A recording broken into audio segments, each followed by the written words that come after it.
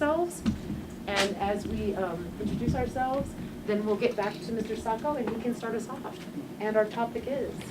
So, do you want me to introduce myself first? Yeah, we can just go real quick, introduce ourselves. Okay, so I'm Stacy Sacco. I'm a professor at UNM Anderson School of Management, where I teach entrepreneurial studies. I've taught there at night most of the 19 years I've been there. So in the day, I was vice president of the Albuquerque Chamber and other companies. I also head up the Small Business Institute. If you need student interns, I'm happy to help with that, but I'll tell them. Yeah. So I'm Lydia, I'm coming from Congo.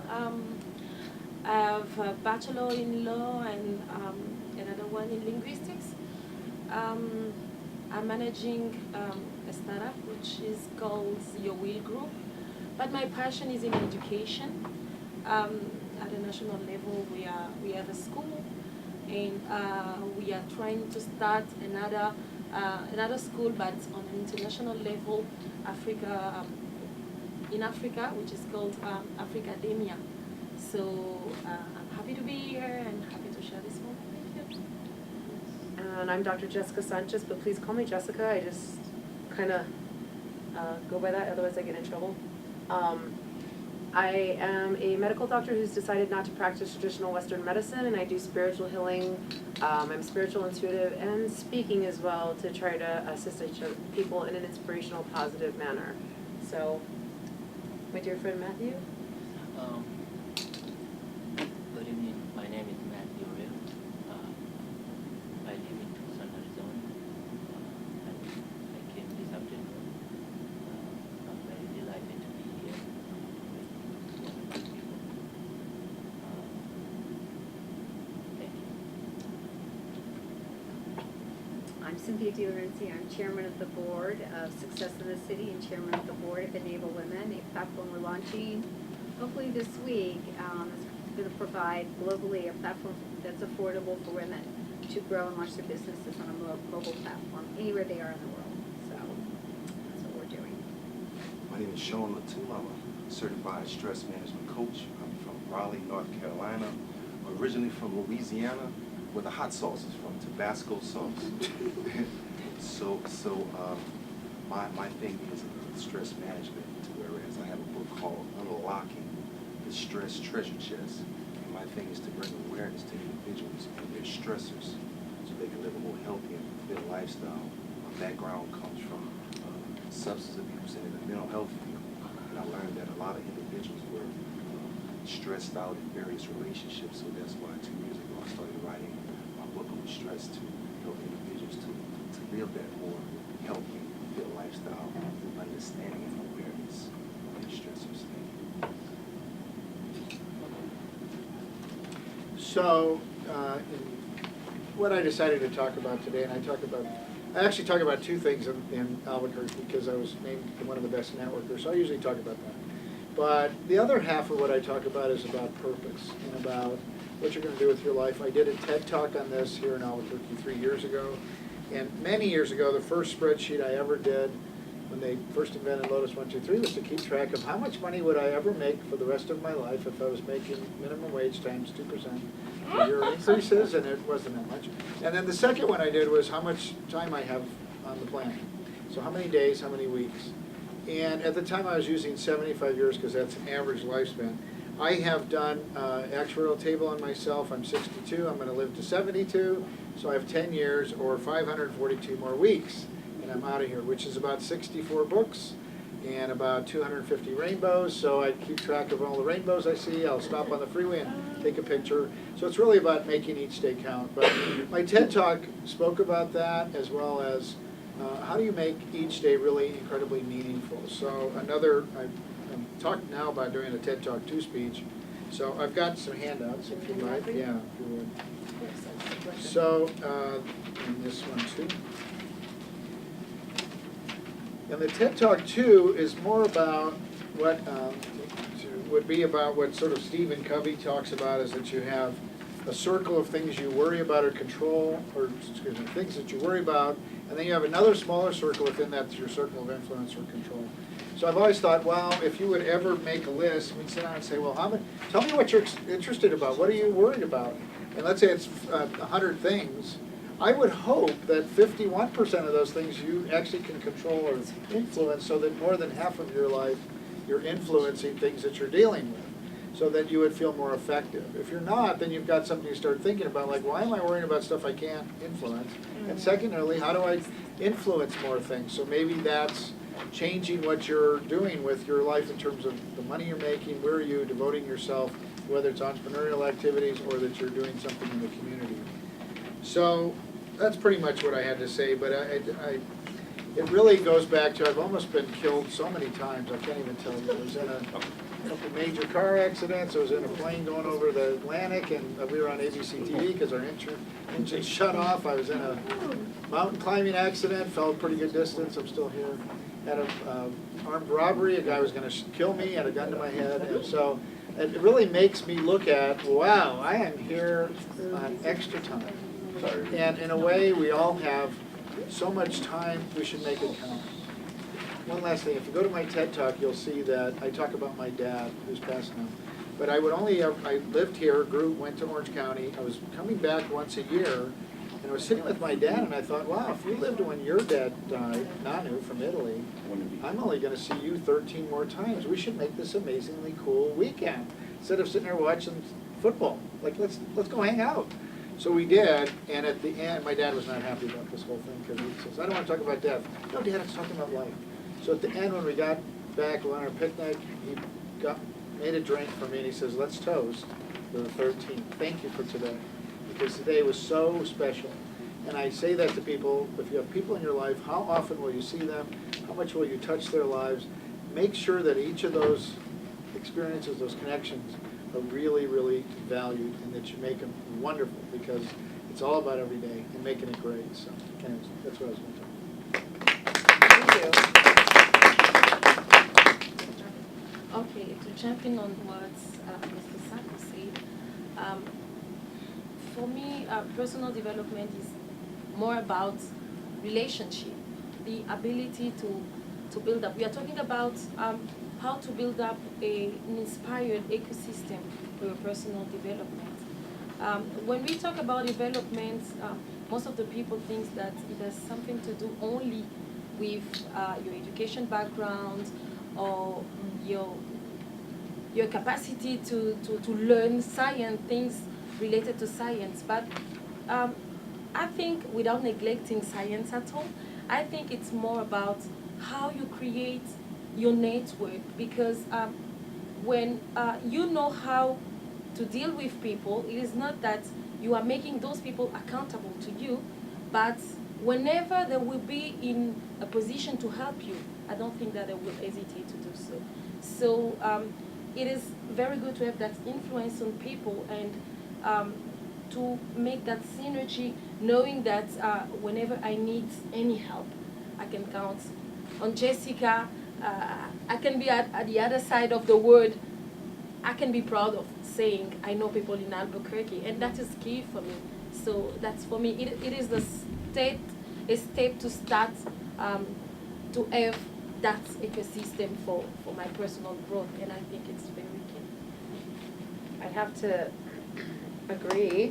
Yeah, me too. I'd have to agree 100% with everyone's saying, and I'm sure all of us are kind of like-minded thinking, and that's why we're here, and all of you as well are the same format, and that's why you're here as well. But our personal growth and ecosystem, we always think of ecosystem as our world, right? The world, the earth, the air, outside the atmosphere. What is the ecosystem? You know, even when you're a little child and you start and you grow up, they're teaching you the ecosystem of the bean plant and how the worm goes in to be part of that. But we forget about that comes into our personal life as well. That comes into our personal life in a spiritual format, in a physical format, in an emotional format. And we forget sometimes to make sure that we have the little worm in our life that's the good worm, that's helping to fertilize our pastures within our own life.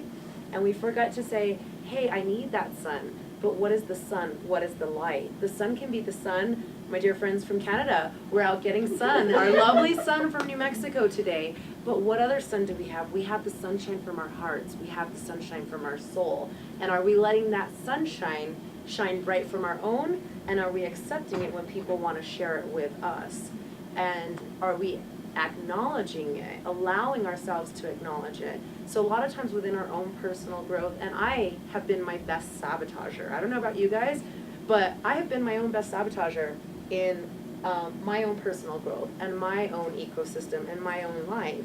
But along the way, I've had beautiful people come into my life who have assisted me to get past that, who have taught me how to allow myself. And the word allow is very important because the word allow, some of the synonyms to it is to acknowledge, to accept, and one of the huge ones that really threw me for a kicker when I was looking it up in Webster's dictionary is release. And sometimes if we can't release things, we can't go forward. So it is important to incorporate the word allow into our life, into our own personal ecosystem as well, and how we're going to allow it to affect us. And the antonyms are words like forbid and deny. So if I'm not allowing my ecosystem to be clean, to be talking to beautiful people and accepting the help of my beautiful sister Lydia here, who came from the Congo, and her beautiful sister, and so many people who have come to help, then I would not be able to grow my ecosystem with the beauty of the sunshine and my soul. So I, having been a doctor in Western medicine and seeing how we work in that type of ecosystem, but always having known that these are my spiritual gifts, my part of my inspiration is to, now that I've gone through my growth, I'm not done yet, I don't think anyone is, but those of you who are, please come show me how. And so as we go through our own personal growth, and I'm allowing myself to go through there, part of my job is to assist in inspiring others and assist them in the best way that I can allow myself to do it. So I thank each and every one of you for being part of my ecosystem here, for my own personal growth at this convention, allowing me to share with you. And if there's any way I can assist in sparking your inspiration for your own personal growth as well, please let me know, because there's many lovely people here who have. Even just my dear friend Matthew, who I was fortunate enough to meet here because of Getrude, and he has a very inspiring story, and that has allowed me to grow further and grow more. So when I signed up to speak on this or be part of this panel, that was my main goal, was to get the fact that we don't just have the little bean, we don't just have the worm going through in a typical ecosystem like we talk about in a scientific manner. We have many ecosystems that we're part of, and it's about sharing that and start allowing that flower that's within our own light to grow in our ecosystem. So keep the positivity, get rid of the negatives as they occur, so therefore you have a much more brighter ecosystem to grow in.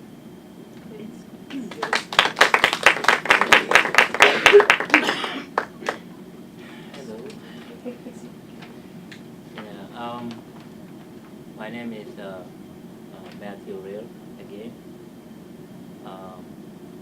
I'm very happy to be here. What a wonderful moment this afternoon.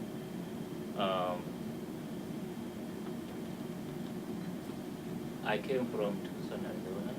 That's where I live since I came to the United States. First, I want to start by paying thanks to my sister, Gertrude, for inviting me to attend this wonderful meeting. It meant a lot to me. I drove from Arizona, and for me to come here to share my personal history. My history is not that important than anybody's story. Everyone has a story. But I'm very proud to come today and speak about my life experience. I'm one of the lost boys from Sudan.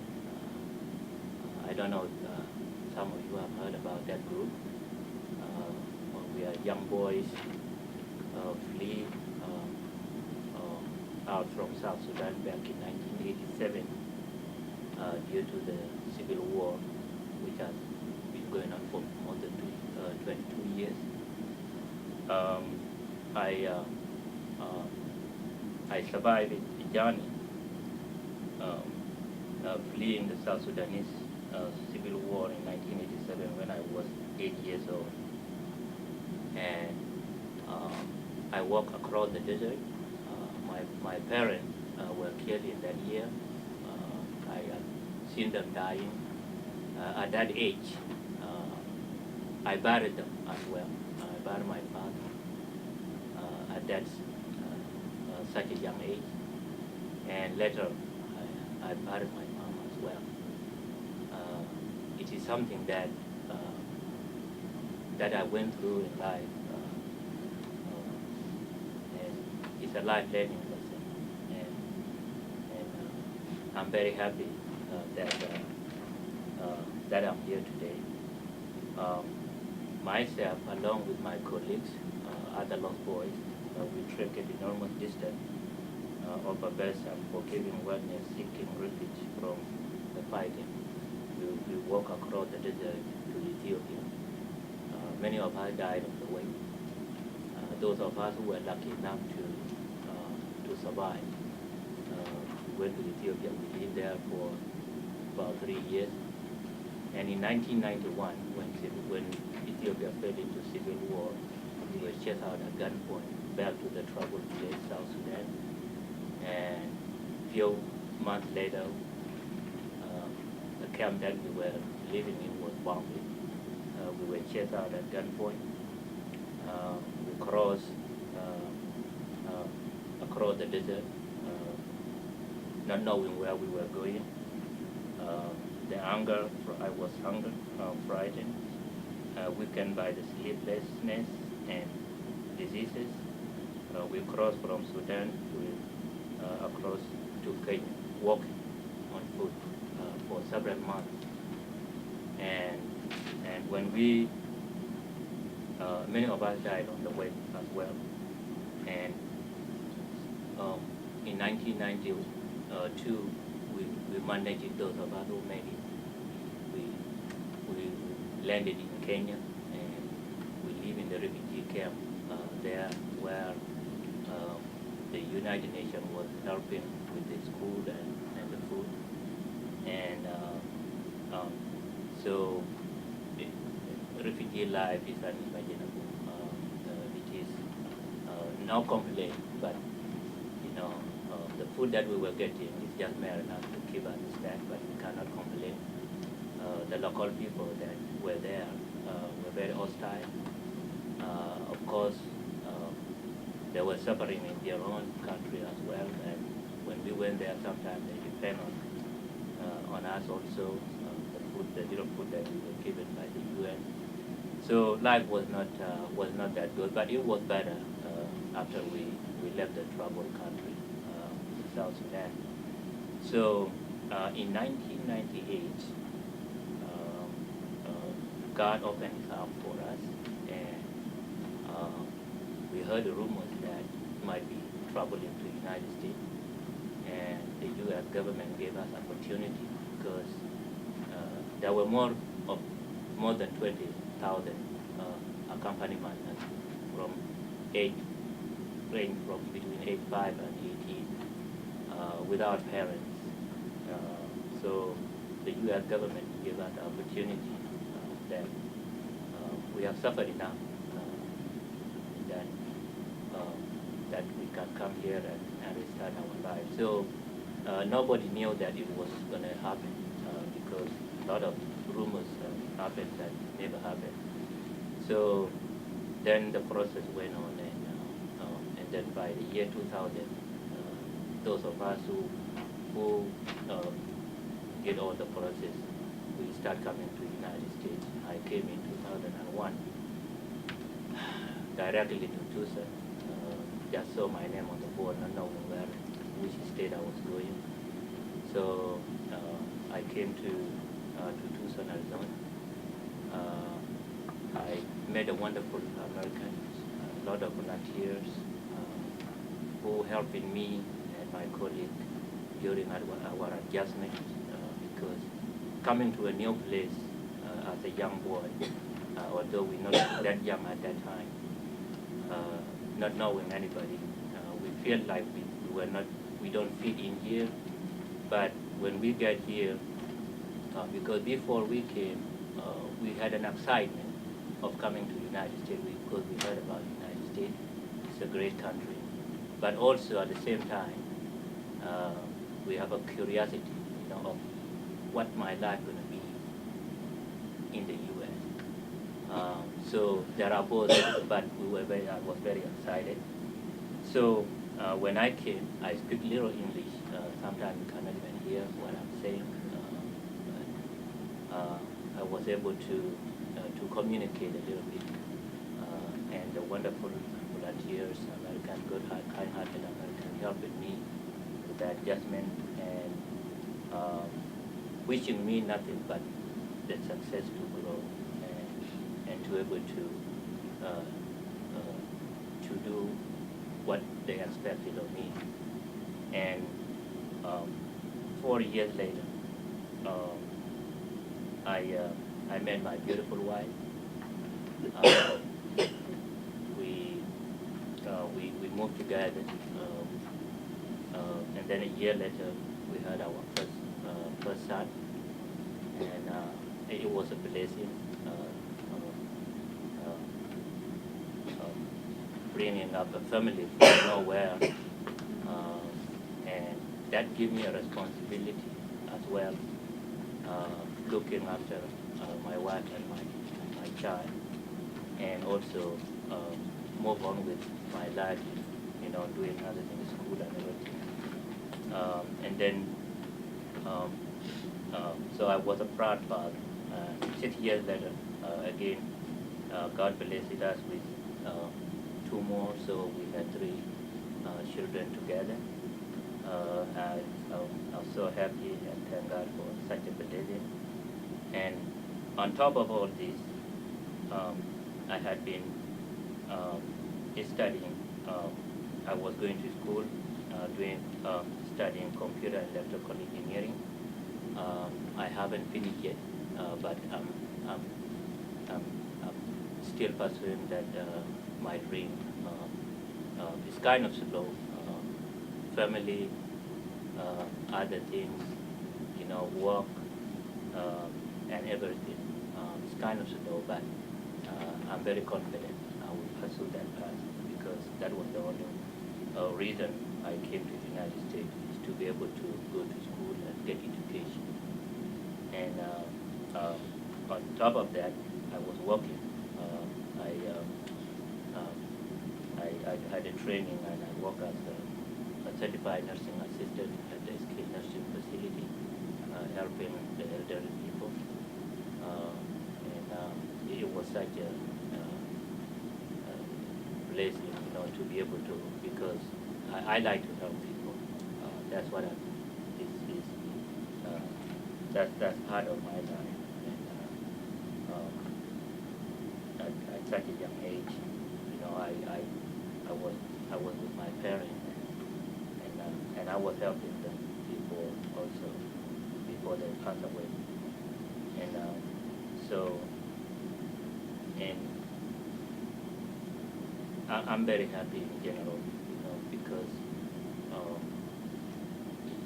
life, you have to learn something that will teach you. It made what I went through made me strong in many ways, and I want to thank God, the wonderful people who are around me, who helping me every day, and supporting me and encouraging me in every aspect of my life to move on to be who I am. And despite my suffering, I knew that God has a plan, because when things happen, there's a bad part of it and there's a good part of it. I never thought of being here in America, but here I am. It's a wonderful country. You can dream of what you want to be and what you want to do, and people will support you, and you can be who I am. So because of my life experience, I'm writing a book about my life. All of us, someday somebody want to leave something behind. It's good for my family, it's good for my children, it's good for my family, that I'm able to put what I went through in my life on something so that people would learn. I do a lot of speaking. I go to high school, elementary school, and it's not just I want to tell my story so people can hear about it. I want them to understand and also to get something out of it. You know, I talk to a lot of kids, and I encourage them. Despite, you know, some kids take everything for granted. You know, some come from rich families and all this, and they don't work so hard. They don't go to school. They, you know, just because it's about your life. So I kind of encourage them. You know, you have to work hard. You have to have respect for your teachers, for everybody, for you to grow. And, again, I thank all of you. Getaro, you have inspired me. When I heard about your story when you came to Tucson, I was inspired and I cried because you went through a lot. So do all of you, everyone as they do. Thank you so much.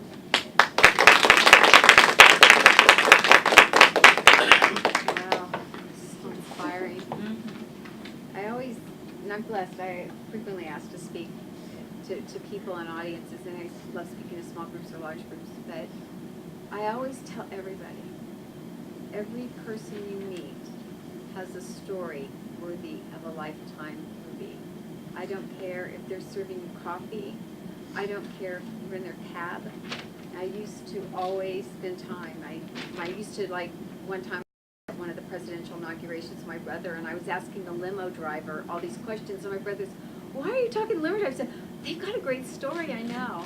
So I spent a lot of time taking the time. So take time to ask people a question, and I think Matthew's a perfect example of it. If that's not a story, well, that's actually a motion picture. It's not a Lifetime movie. That's an incredible, amazing story. And that inspires us.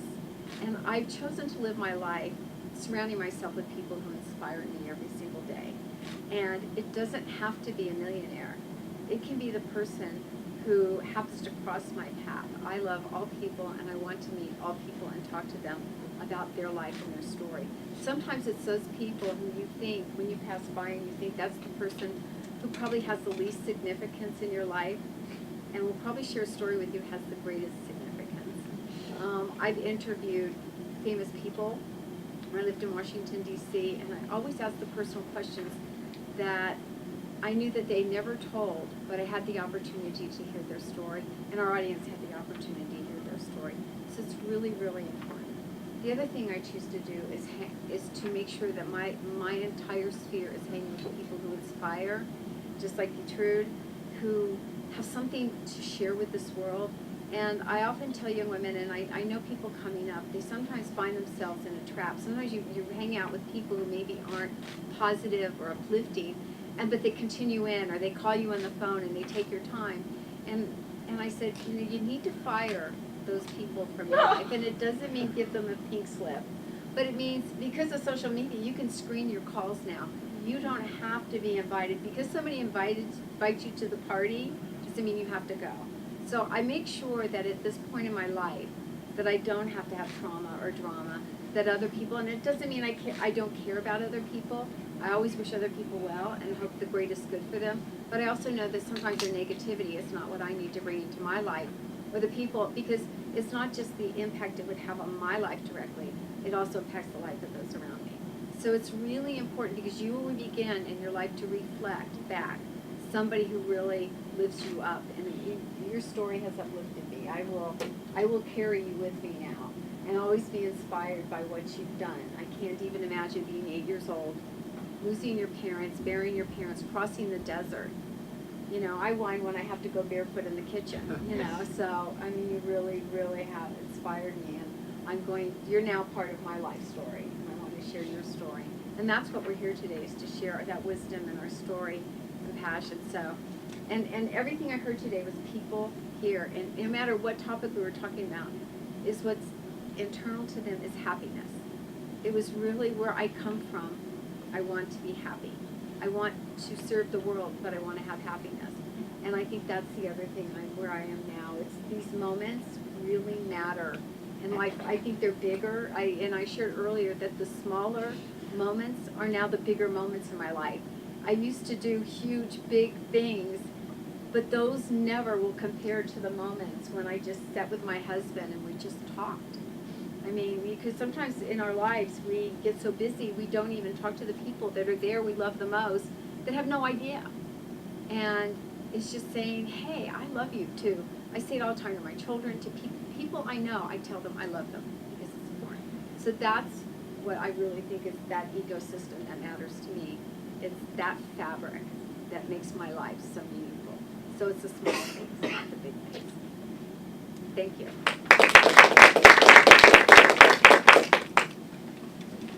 When I was listening to the various panels and I was listening to Matthew, I can connect to what Matthew was speaking about.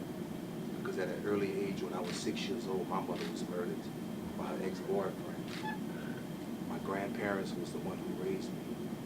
And as I got older, I started looking at, from a personal development on how to govern people.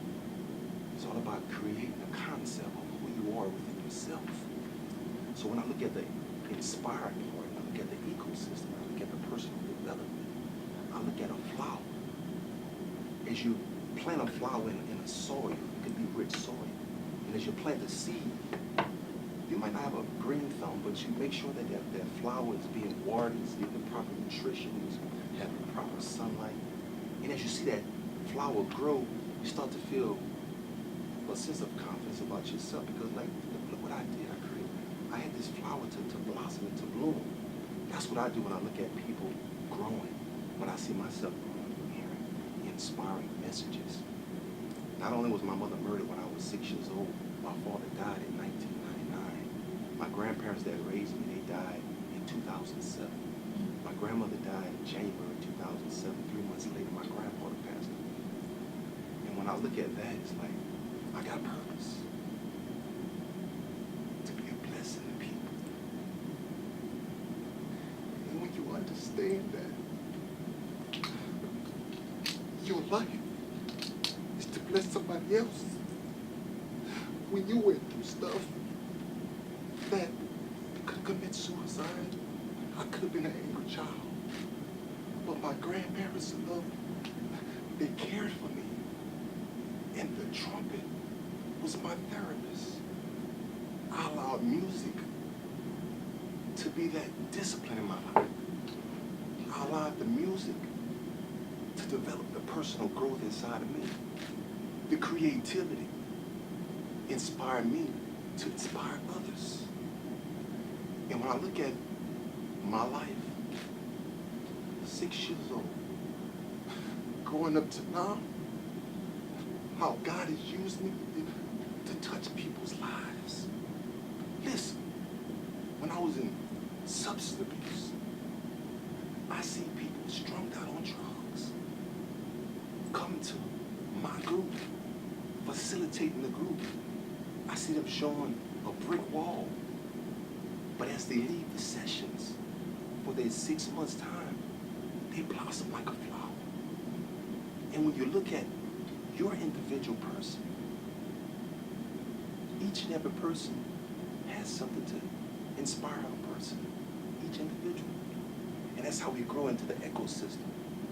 What you've been through is to help somebody else out.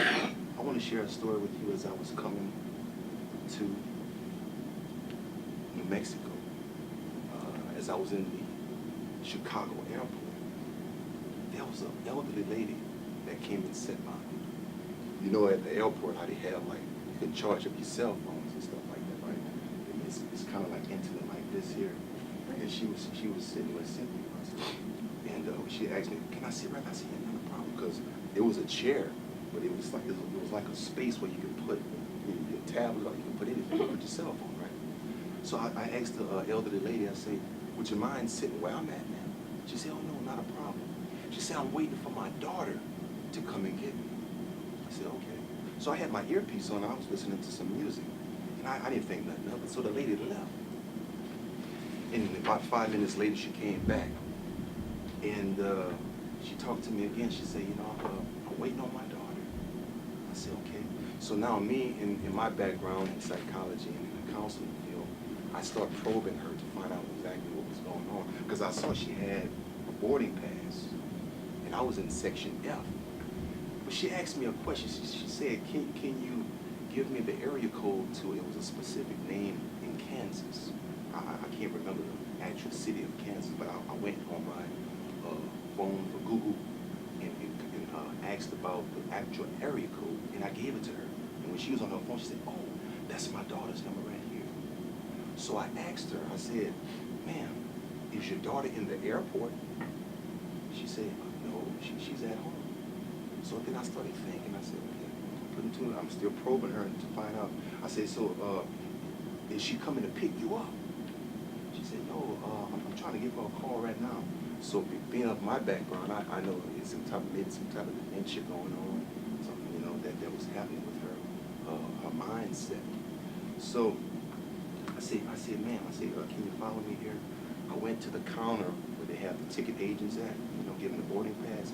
I said, ma'am, can you assist this lady right here? And she immediately said, well, she said that she was looking for her daughter. I said, ma'am, I used to be in social services, and I know that she really needs some help to get her ticket. And as I looked at her ticket, the ticket showed like gate C, and I was in gate F. So I know she was off, right? So the lady at the counter contacted the people that she needed to contact, and they came with the, you know how they have like those golf court type things, came and got her to bring her to her destination.